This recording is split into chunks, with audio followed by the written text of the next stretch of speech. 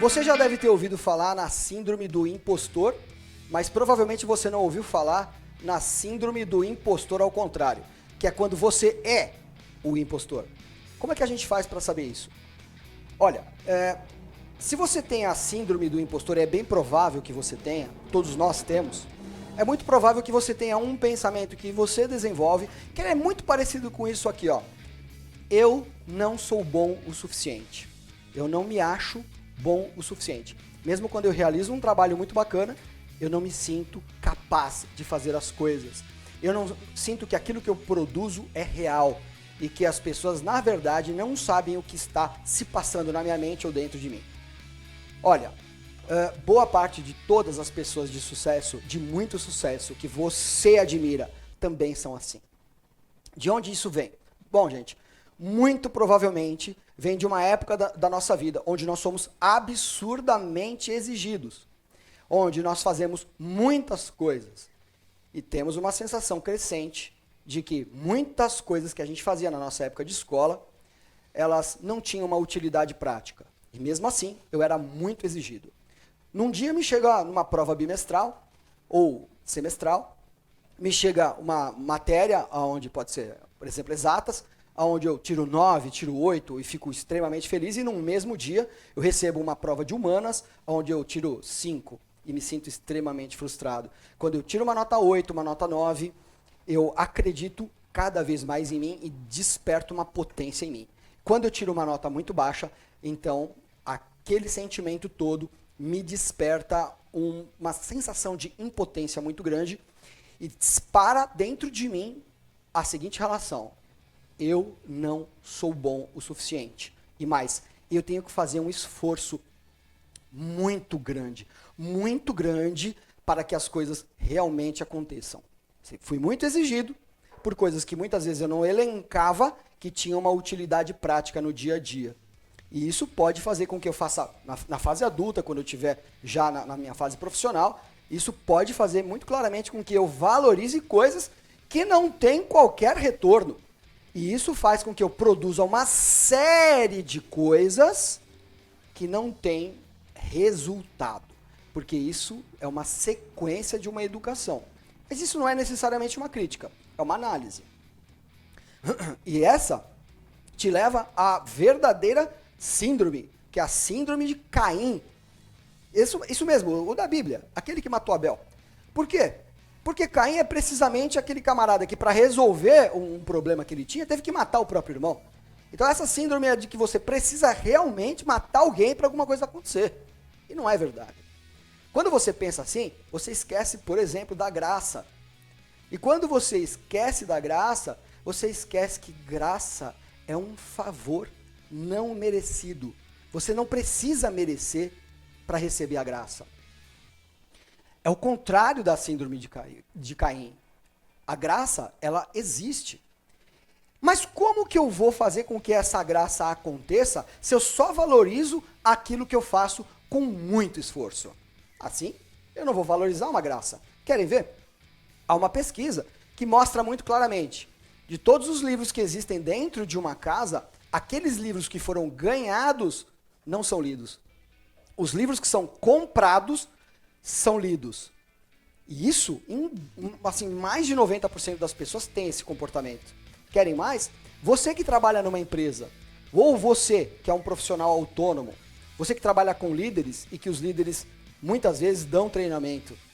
Sabe qual que é a tendência? Que você jamais valorize esse líder, esse patrão, esse chefe, o nome que você quiser. A tendência é que você jamais valorize esse líder. Sabe por quê? Porque há uma inversão nesse mecanismo. Exato. Olha só. Esses líderes, chefes, patrões, enfim, eles pagam você para trabalhar. É o inverso. Como tudo aquilo que você está recebendo é de graça, então você não valoriza. Percebeu a perversão desse mecanismo? Você precisa acordar para isso. Lembra? Graça é um favor não merecido. Você não precisa achar que merece. Basta você se posicionar e entender. Muitas pessoas que trabalham comigo, muitas pessoas que têm uma relação profissional comigo, ou apenas uma relação digital comigo, tem alguma coisa de graça para me ensinar. Eu preciso aprender a valorizar as coisas que são de graça. Agora, para você ser esse profissional, é preciso você fazer esse automapeamento. Então, você pode, e com certeza deve ter a síndrome do impostor, onde você não se acha bom o suficiente. Mas você precisa fazer esse automapeamento e perceber em quais áreas você não é suficiente. Se você entende que você precisa pagar uma consultoria, um coach, um psicólogo, o que quer que seja para que você dê certo, então pague. Porque isso é uma atitude muito nobre. Quando você para de frente de uma situação e decide, nisso realmente eu não sou bom, eu preciso de ajuda. É uma situação que você pode se colocar e ela é muito nobre. Você se colocando nessa situação, você vai atrás de ajuda, se posiciona como quem quer ajuda e Deus vai mandar ajuda para você. É muito importante. Que ainda que você se sinta com essa síndrome de impostor, é importante que você entenda que nós realmente não somos bons em tudo. Mas o fato de não sermos bons em alguma coisa não diz pra gente que a gente não pode ser bom, que a gente não pode vencer. É muito normal que nós precisemos das pessoas que nos completem. Porque normalmente tem muita coisa que a gente não é bom mesmo. E tá tudo bem. Tudo bem. O importante nesse mecanismo é você entender aquilo que eu sou bom, me fortaleça, sinto essa potência que me faça realmente brilhar. Isso que é importante. Importante é aquela perguntinha que você anota aí, pode se fazer, se eu morrer amanhã, que falta eu vou fazer? Portanto, só faz sentido se eu realmente tiver alguma coisa que realmente eu possa realmente fazer a diferença. Né? Agora, por outro lado, se você não faz esse automapeamento, né? Se você, por exemplo,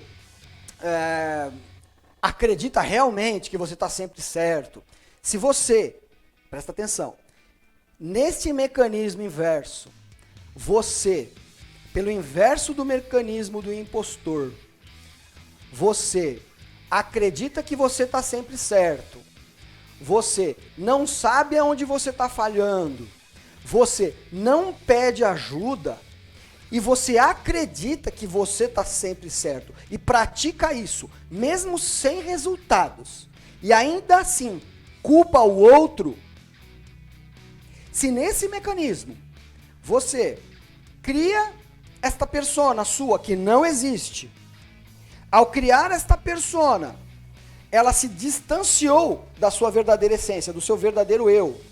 E você preencheu essa distância com camadas de vitimismo. Tem o hábito de participar de grupos que só fazem dizer aquilo que você quer ouvir, onde você se sente confortável. Ao se distanciar desse verdadeiro eu, da sua verdadeira essência, se distancia também da realidade.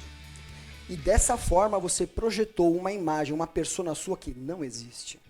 E aí, meu amigo, você não tem a síndrome do impostor. Você é o impostor. Você é realmente o impostor. Você não tem a síndrome, não. Você é o próprio impostor. Sem esse automapeamento e sem a gente se colocar no nosso lugar, a gente não consegue realmente encontrar aquela versão que é a gente mesmo sequer. Mas na realidade tem essa persona agindo por aí como se fosse realmente algo real. Como não ter uma crise desse jeito? É óbvio que você vai ter uma crise desse jeito. Muito embora, da síndrome real do impostor, nós jamais nos livraremos. Acredito que teremos que apenas conviver com ela, que só é um aspecto do nosso ego e que nós precisamos aprender a lidar. Nesse sentido, o que realmente salva nesse mecanismo, então, é a gente aprender a vender. Exato. Está se perguntando que maluquice é essa? Eu te explico. Se você aprende a vender, você conserta esse mecanismo. Já que as pessoas só valorizam aquilo que elas pagam, então você realmente apresente um produto que realmente funciona, que esteja validado, aprenda tudo sobre esse produto, aprenda a se comunicar a respeito desse produto e venda. Porque assim, vendendo, as pessoas valorizam e você salva mais um. Aprenda a vender. Acabe com a síndrome do impostor, mas principalmente jamais seja um. Valeu! Quanto mais pra dentro, ó, mais pra cima. Seja indesistível, amor.